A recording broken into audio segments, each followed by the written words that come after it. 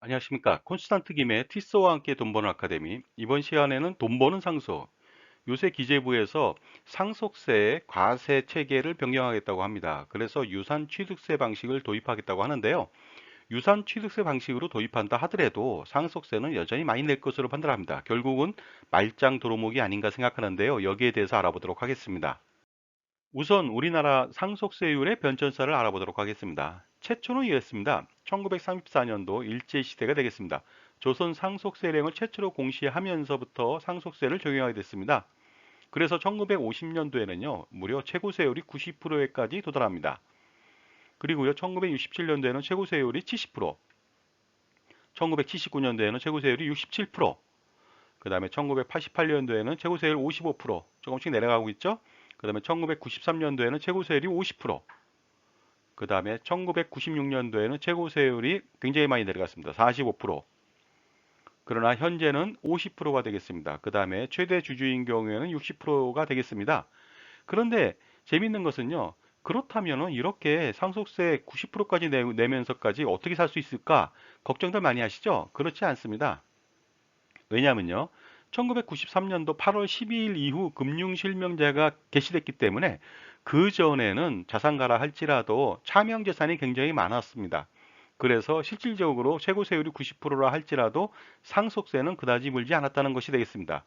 지금이 가장 중요하죠. 지금은 금융실명제를 하고 최고세율 60%다 보니까 피할 수가 없게 됐습니다. 지금이 더 어렵습니다. 그런데 이번에 기재부에서 수십 년 만에 상속세 체계를 변경하겠다고 얘기를 하고 있습니다. 과연 이러한 조치를 통해서 상속세 감면 효과가 있을까요? 저는 효과 별로 없다고 말씀드릴 수가 있을 것 같습니다. 왜 그럴까요? 일단 상속세 과세 체계를요, 현행 유산세 방식에서 누진과세죠. 죽은 사람 기준으로 누진과세 방식에서요. 증여랑 똑같이 유산 취득세 방식으로 변경하겠다는 뜻을 내포하고 있는데요. 이것은 뭐냐면 유산을 받은 사람별로 잘게 나눠서 상속세를 부과하겠다고 하니까 유산 취득세라고 하는 누진과세보다는 좀 경감될 수는 있습니다. 물론 이럴 때 상속 재산을 받는 사람이 많아야 효과가 있겠습니다. 과연 상속세 절세 효과 있을까요? 중요한 것은 상속인이 많아야 효과적입니다. 그런데 요새 상속인 많습니까? 배우자가 없는 경우도 있고요. 자녀가 있어도 두 명 있는 집이 별로 없습니다. 왜냐하면 요새 합계 출산율이 0.84명입니다. 앞으로가 중요하겠죠. 앞으로 돌아가실 분들은요, 상속세 과세 체계를 유산 취득세 방식으로 하더라도 상속인이 한 명밖에 없을 수도 있고요. 배우자까지 포함해도 두 명밖에 없을 수가 있습니다. 따라서 상속세 감면 효과는 제한적일 수밖에 없습니다. 그래서 현실적으로는 상속세 절세 효과가 불가능하다. 왜냐하면 자녀를 엄청나게 많이 낳아야 된다는데 그게 현실적으로 불가능하다는 뜻이 되겠고요. 설사 자녀가 많다 하더라도 자녀들이 받아야 되는 재산이 많이 줄겠죠. 그래서 어떻게 보면은 상속세 감면 효과는 물론 상속 재산을 설사 감면됐다 하더라도 많이 받을 수 없는 처지에 놓이게 된다는 뜻이 되겠습니다. 그렇다면 상속세 과세 체계가 유산세 방식에서 유산 취득세 방식으로 변경됐을 때 상속세가 과연 얼마나 주는지 알아보도록 하겠습니다. 자, 먼저 유산세 방식으로 과세 표준이 100억 원이다. 그러면요, 상속세는 45억 4천만 원이 나옵니다. 그런데 상속인으로 배우자하고 자녀 한 명 있다고 가정해 볼까요? 그래서 유산 취득세 방식으로 바뀌었다. 그럼 배우자가 60억 받고요. 거기에 따른 상속세는 25억 4천만 원 나오고요. 자녀가 40억 원을 상속받는다. 그러면 상속세는 15억 4천만 원이 되겠습니다. 따라서 토탈 40억 8천만 원이 들어가는데 전에 비해서 4억 6천만 원밖에 줄어지지 않았습니다. 그리고요, 혹시나 자녀가 두 명인 경우도 있겠죠. 그랬을 때 배우자가 40억 받고 자녀들이 각각 30억 받는다고 가정했을 때 배우자는 15억 4천만 원, 그 다음에 자녀는 각각 10억 4천만 원, 토탈 상속세는 36억 2천만 원을 내다 보니까요, 전에 비해서 9억 2천만 원이 줄어들었습니다. 결국 이럴 때는요, 20.26%가 절세가 가능합니다. 왜냐하면은 상속인이 많아졌죠. 그러나 상속인이 별로 없을 때는 엄청나게 절세 효과는 많이 줄어드는 것을 볼 수가 있습니다. 자, 그리고요, 이번에는 상속 재산이 좀 많다고 가정해 보겠습니다. 과세 표준이 200억 원이라고 가정했을 때 유산세 방식은요, 상속세가 95억 4천만 원 나옵니다. 자, 그 다음에요. 배우자하고 자녀만 있다고 가정했을 때 배우자가 120억 받고 자녀가 80억 받는다고 가정해 보면 배우자는 55억 4천만 원 상속세를 내야 되고요. 자녀는 35억 4천만 원을 내야 됩니다. 따라서 90억 8천만 원을 내다 보니까요. 토탈 4억 6천만 원밖에 줄어들지 않았습니다. 그리고요. 자녀가 두 명 있다 하더라도요. 배우자 80억, 자녀는 각각 60억씩 받겠죠? 배우자는 상속세로 35억 4천만 원, 자녀는 각각 25억 4천만 원, 토탈 86억 2천만 원이라고 하는 상속세를 낼 수 있는데 전에 비해서 9억 2천만 원만 줄어들었습니다. 결국 전에 비해 9.64%만 절세가 됐습니다. 자, 이번에는 상속재산을 좀 높여볼까요? 과세표준 300억 원일 때 유산세 방식은요, 상속세가 145억 4천만 원이 나옵니다. 그 다음에 배우자 1명, 자녀 1명일 때 배우자 180억 원을 상속받고 상속세는 85억 4천만 원, 자녀는 120억 유산을 받고 상속세는 55억 4천만 원, 토탈 140억 8천만 원의 상속세가 발생했습니다. 전에 비해서 정말 참새 눈물만큼 4억 6천만 원만 절세됐습니다. 자녀가 두 명일 때도 마찬가지가 되겠습니다. 배우자 120억, 자녀 각각 90억 원씩 받는다고 가정했을 때 배우자는 55억 4천만 원 상속세 내고요. 자녀는 각각 40억 4천만 원, 토탈 136억 2천만 원이라고 하는 상속세를 내는데 전에 비해 9억 2천만 원만 줄어들었습니다.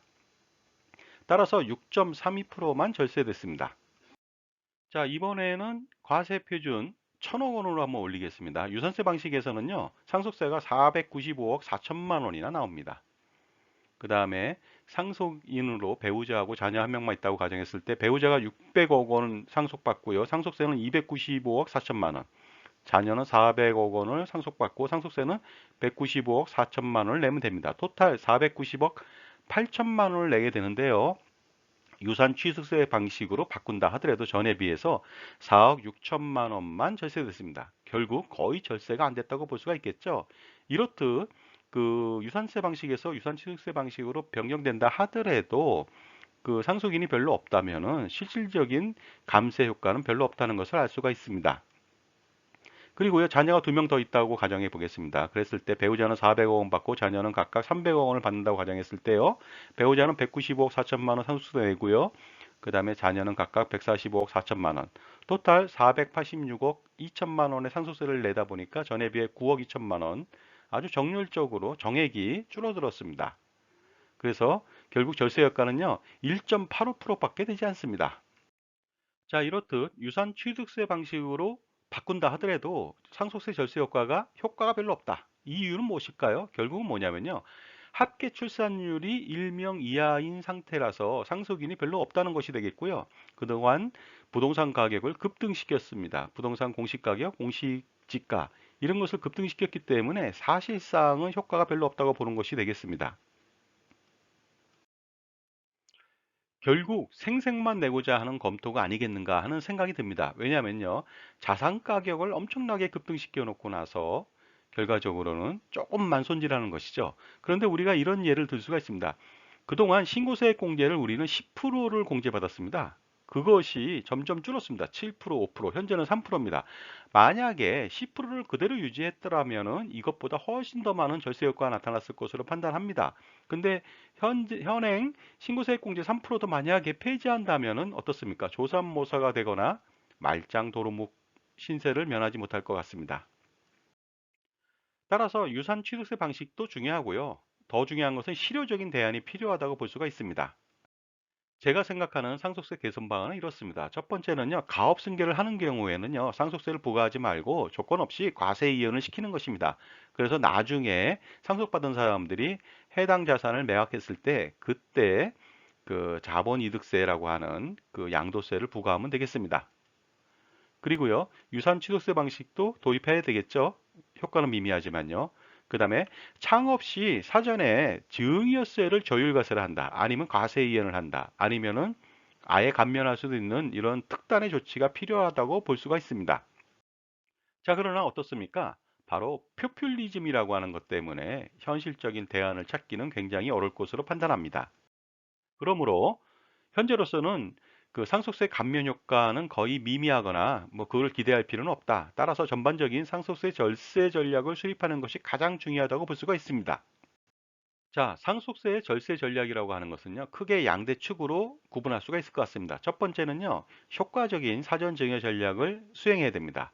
그리고요, 병행해서 상속세 재원 마련 전략도 동시에 추진한다면은 또 시간을 좀 벌어서 젊어서부터 한다면 아주 효과적인 상속세를 절세할 수가 있을 것으로 판단합니다.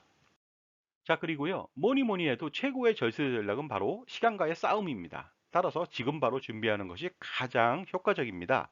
언제 하면 좋냐고요? 바로 지금, now, 지금 하십시오. 왜냐하면요, 보약도 젊어서 먹어야 효과가 있듯이요. 상속세 절세 전략도요, 젊어서부터 해야만 효과가 있기 때문입니다.